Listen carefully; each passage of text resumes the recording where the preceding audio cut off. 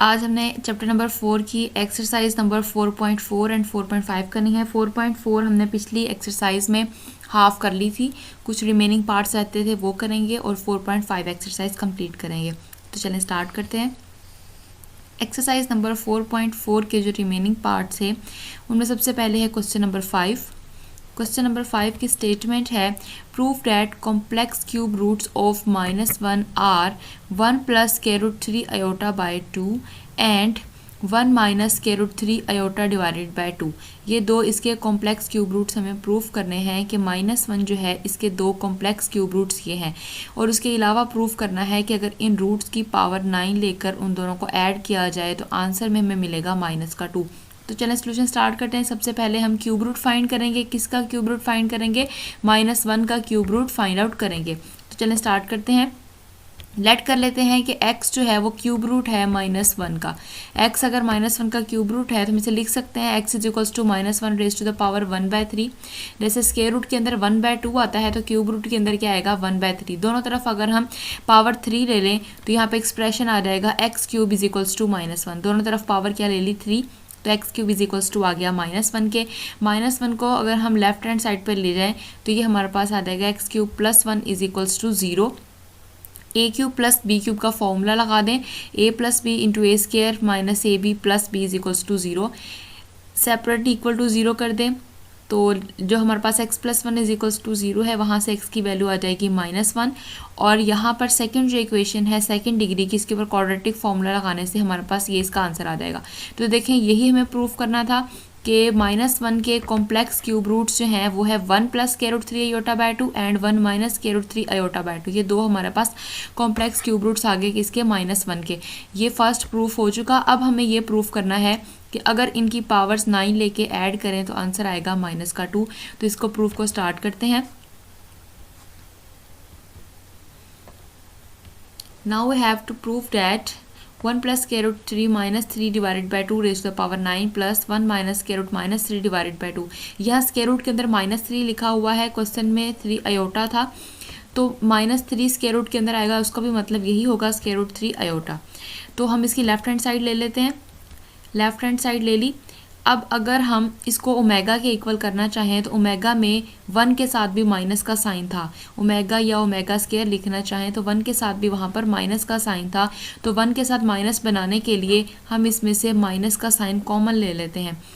तो फर्स्ट वाले में से माइनस साइन कॉमन लिया, अंदर बच गया -1 - √3/2। क्योंकि 1 में से कॉमन लेंगे तो माइनस हो जाएगा, प्लस में से कॉमन लेंगे तो माइनस आ जाएगा। इसी तरह सेकंड वाले एक्सप्रेशन में से भी हमने माइनस साइन कॉमन ले लिया। कॉमन लेने के बाद देखें तो फर्स्ट वाला एक्सप्रेशन है वो हमारे पास बन जाएगा ओमेगा का स्क्वायर और सेकंड वाला बन जाएगा ओमेगा, और जो कॉमन लिया था माइनस वो एज इट इज़। अगर हम इसकी पावर 9 लें तो 9 × 2 = 18 हो जाएगा, और नेगेटिव की पावर अगर ऑड नंबर हो तो वो नेगेटिव में ही आंसर देता है, इसलिए -ω18 - ω9 आ जाएगा। क्योंकि ओमेगा की माइनस की पावर जब 9 लेंगे तो वो माइनस में ही आंसर हमें देगा।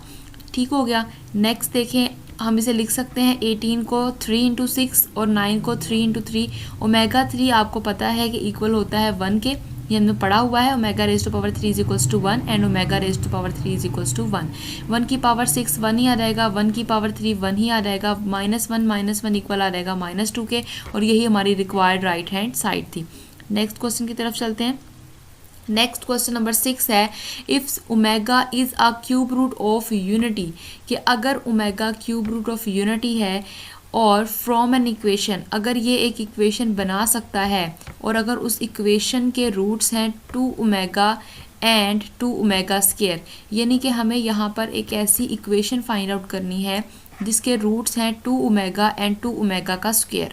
तो हमें इक्वेशन फाइंड आउट करनी है, तो करते हैं start. Since 2ω and 2ω² are the roots of required equation, therefore अगर ये इसके इक्वेशन के रूट्स हैं तो हम इसको इस तरह से लिख सकते हैं x - 2ω × x - 2ω² = 0। क्योंकि जब हम इक्वेशन की फैक्टराइजेशन करते हैं तो हमारे पास लास्ट में इस टाइप का ही कुछ रिजल्ट आता है, तो फिर हम उसे सेपरेटली इक्वल टू 0 करके रूट्स निकाल लेते हैं। तो अब हम इसका रिवर्स प्रोसेस लेकर जाएंगे यहाँ से और उस इक्वेशन तक अप्रोच करेंगे। तो इन दोनों को मल्टीप्लाई करवा देते हैं। मल्टीप्लाई करवाने से हमारे पास ये आ जाएगी लेफ्ट हैंड साइड। उसके बाद हम -2x को कॉमन ले लेते हैं। यहाँ पर -2x को कॉमन लिया, अंदर बचा ओमेगा का square plus omega and plus 4, क्योंकि ओमेगा क्यूब हो गया 1 तो यहाँ पर सिर्फ 4 आ गया। ओमेगा स्क्वायर प्लस ओमेगा की जगह हम लिख सकते हैं -1, पिछले एक्सरसाइज में पढ़ा था।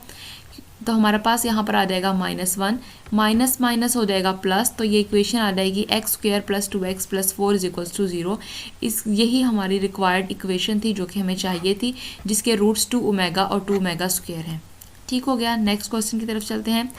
क्वेश्चन नंबर 7 है फाइंड फोर्थ रूट्स यूनिटी।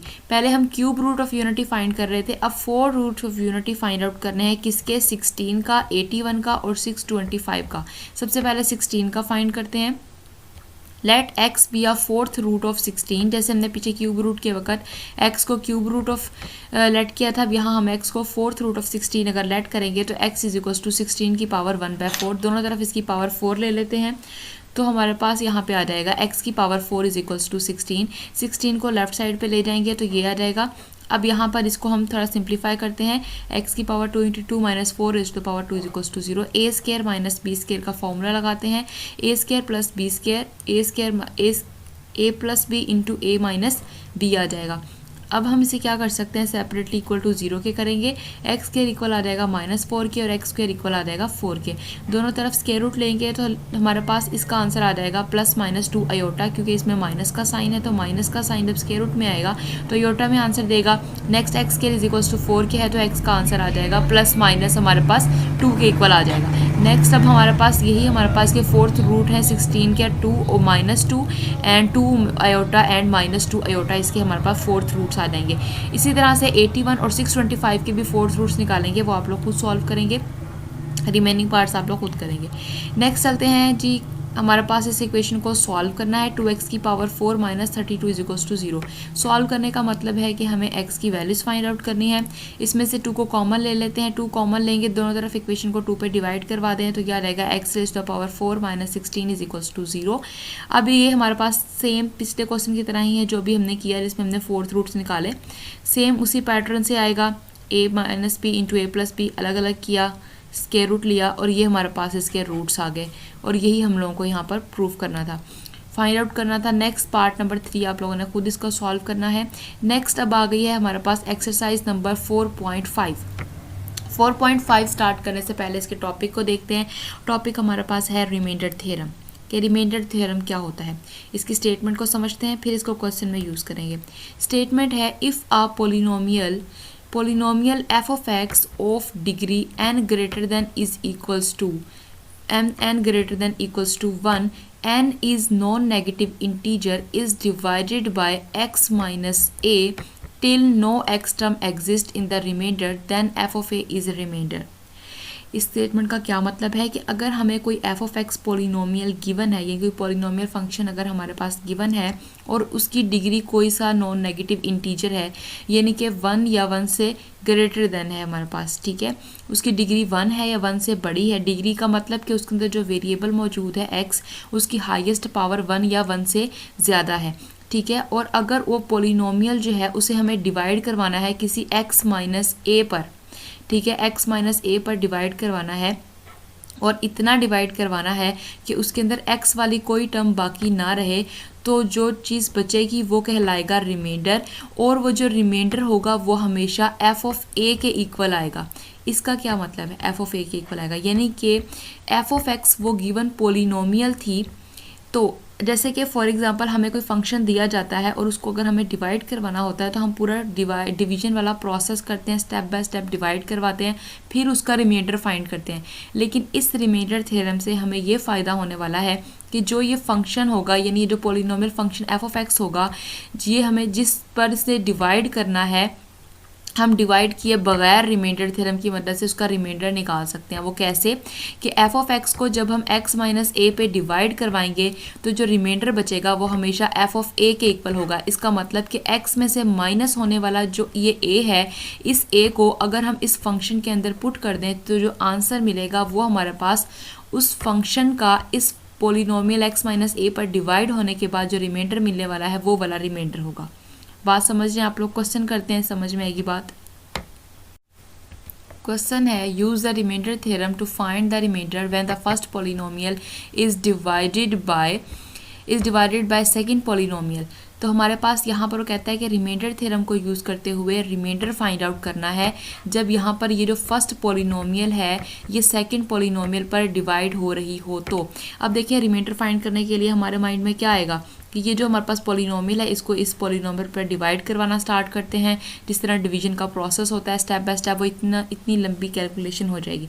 लेकिन हम यहाँ पर यूज़ करने वाले हैं रिमाइंडर थ्योरम। रिमाइंडर थ्योरम के अकॉर्डिंग हम क्या करेंगे कि हमें x माइनस ए टाइप इसको बनाना होगा। ये जो x प्लस 1 है इसको हम बना लेंगे x माइनस ए टाइप। तो हमारे पास फंक्शन जो है वो f ऑफ x, हमने इसको f ऑफ x लेट कर लिया है। ठीक हो गया। तो जो x प्लस 1 है इसे हम x माइनस ए की फॉर्म में लिख लेते हैं। x माइनस ए की फॉर्म में लिखेंगे तो हम इसे लिख सकते हैं x माइनस इंटू माइनस 1, फिर से ये माइनस माइनस क्या हो जाएगा प्लस। तो यहाँ से हमें पता चला कि a की वैल्यू क्या है -1। तो बस a की वैल्यू आ चुकी है तो हम इजीली इसका रिमाइंडर निकाल सकते हैं जो कि इस पॉलिनोमियल को इस पर डिवाइड करने के बाद मिलने वाला था। तो रिमाइंडर कैसे निकलेगा, इस a को हम इस फंक्शन के अंदर पुट कर देंगे, यानी कि -1 को इस फंक्शन में x की जगह पर रिप्लेस करवा देंगे।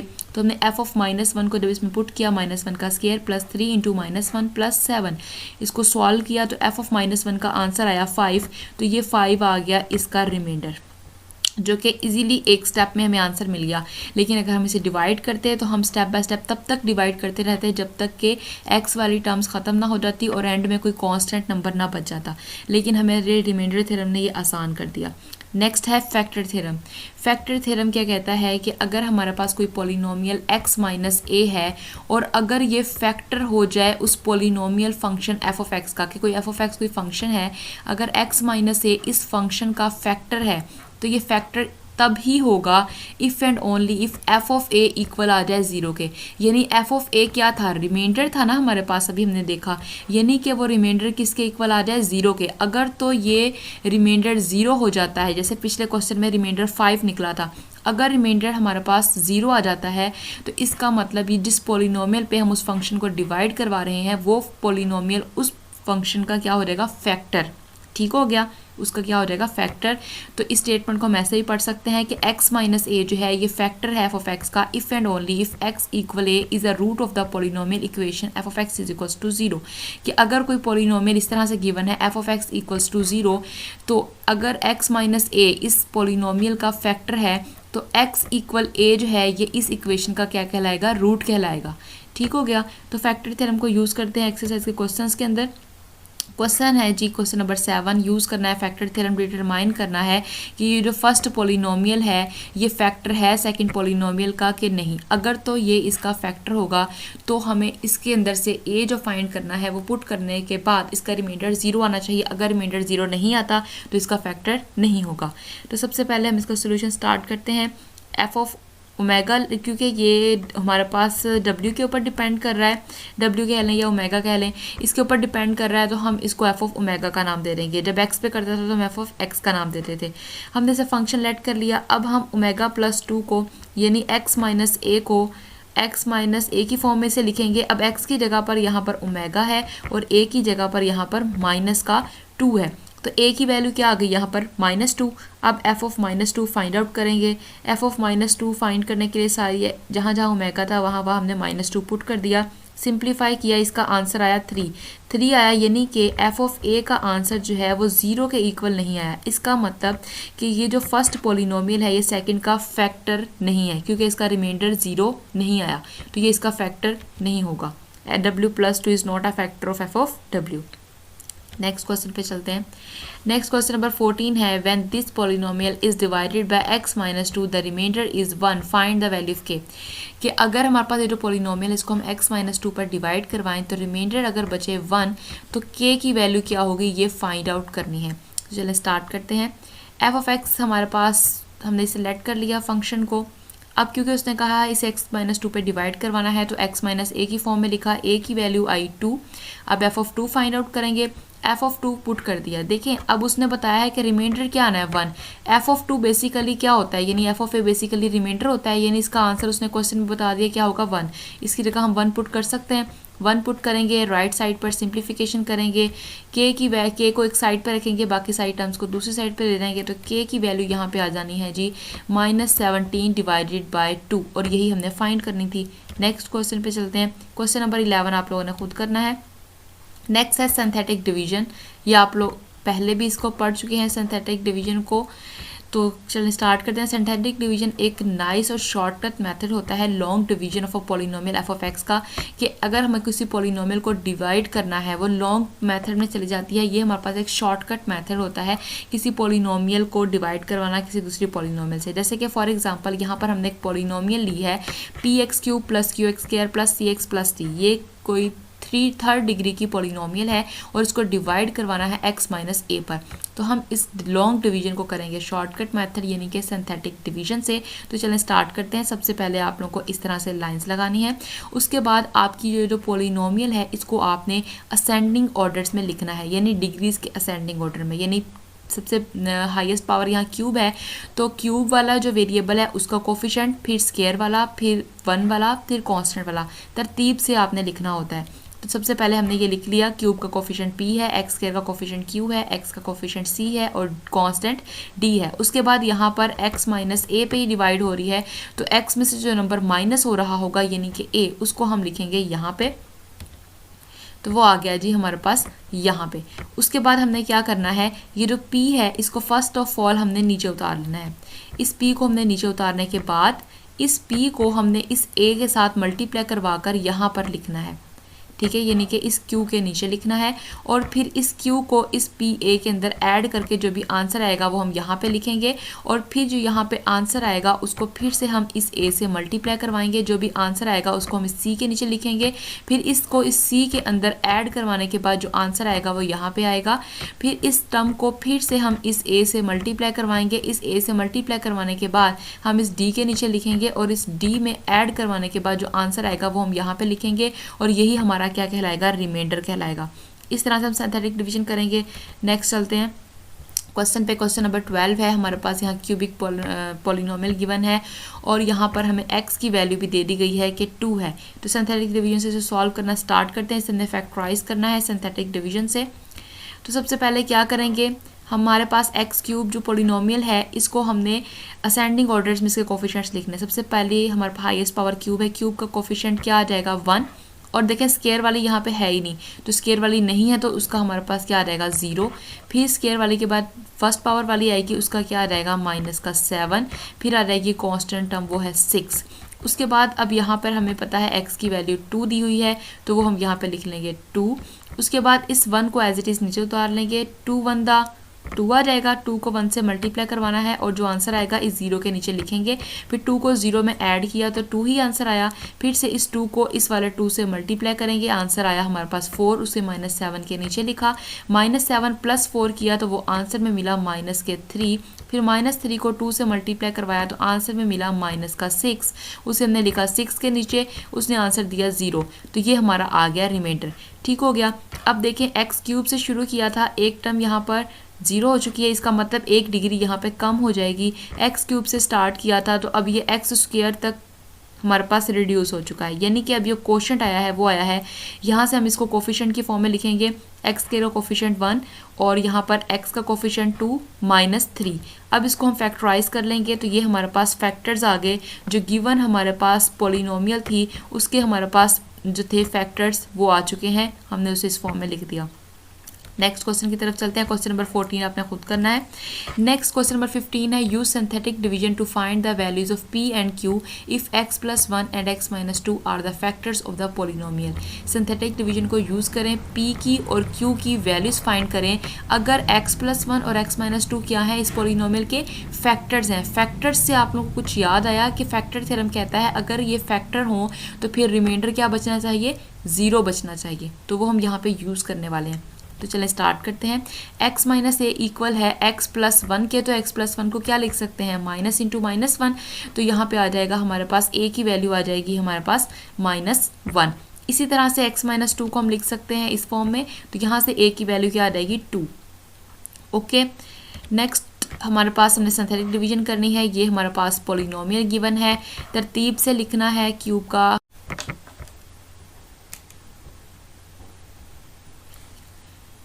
एक्स क्यूब का जो कोफिशिएंट है वो हमारे पास 1 है, एक्स के का कोफिशिएंट p है, उसके बाद x वाला नहीं है तो उसकी जगह पे हमारे पास आ जाएगा 0, नहीं बल्कि यहाँ पे आना है क्यू एक्स भी आना है। क्वेश्चन के स्टेटमेंट में मिस्टेक है, यहाँ पे पी एक्स स्क्वायर के बाद आना है प्लस क्यू एक्स। ठीक हो गया, बुक पे आप लोग इसकी स्टेटमेंट देख सकते हैं। उसकी जगह आ जाएगा क्यू, उसके बाद है 6 हमारे पास आ गया। उसके बाद अब देखें फर्स्ट ए की वैल्यू क्या थी -1, तो यहाँ पे आ जाएगा -1।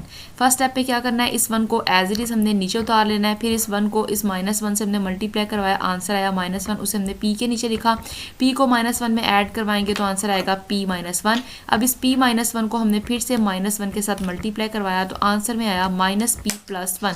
q के नीचे लिखा, क्यू में इसको ऐड किया तो ये आंसर आया। अब इसको फिर से मल्टीप्लाई करवाएंगे -1 के साथ तो ये आएगा -q + p - 1, उसे हमने लिखा 6 के नीचे। अब इसको 6 में ऐड करेंगे, 6 - 1 क्या हो जाएगा 5, बाकी टर्म्स रही एज इट इज़। ये इसका आया रिमाइंडर। उसके बाद अगला हमारे पास है a की वैल्यू है 2, उसको हमने यहाँ पे रखा 2 को, ठीक है। उसके बाद ये 1 एज इट इज़ नीचे आ गया, फिर इस 1 को 2 से मल्टीप्लाई करवाया, यहाँ पे आ गया p-1 + 2 किया तो इसका आंसर आया p+1। p+1 को 2 से मल्टीप्लाई करवाएंगे 2p+2 आ जाएगा। इसको इस वाले में हमने ऐड किया तो आंसर में आया q + p+3, तो ये इसका रिमाइंडर आ गया। अब देखें ये 2 रिमाइंडर्स हमारे पास आए हैं क्योंकि हमारे पास x+1 और x-2 जो थे वो फैक्टर्स थे पॉलिनोमियल के, तो इस वजह से रिमाइंडर क्या आना चाहिए 0। तो इसका मतलब हम इन इक्वेशंस को पुट कर देंगे = 0 के since x+1 x-2 the factors of f(x) then remainder = 0। Remainder 0 आएगा तो हमारे पास ये जो 2 रिमाइंडर्स आए = 0 के पुट करेंगे तो ये इक्वेशंस बन जाएंगी। अब इन इक्वेशंस को सॉल्व आप लोग इजीली कर लोगे, पहले ऐड करोगे तो p की वैल्यू आ जाएगी, फिर p की वैल्यू किसी एक इक्वेशन में पुट करके q की निकाल लोगे तो वैल्यूज़ जो आई हैं वो मैंने यहाँ पर लिख दी हैं। p की वैल्यू -4 आई है इक्वेशंस को सॉल्व करने से और q की वैल्यू आई है 1। ठीक हो गया, तो p की और q की हमने वैल्यूज़ फाइंड आउट करनी थी तो वो हमारे पास आ चुकी हैं, यही हमारा आंसर है। नेक्स्ट वीडियो के अंदर हम लोग नेक्स्ट जो है एक्सरसाइज उसको स्टार्ट करेंगे इंशाल्लाह। ओके स्टूडेंट्स, अल्लाह हाफिज़।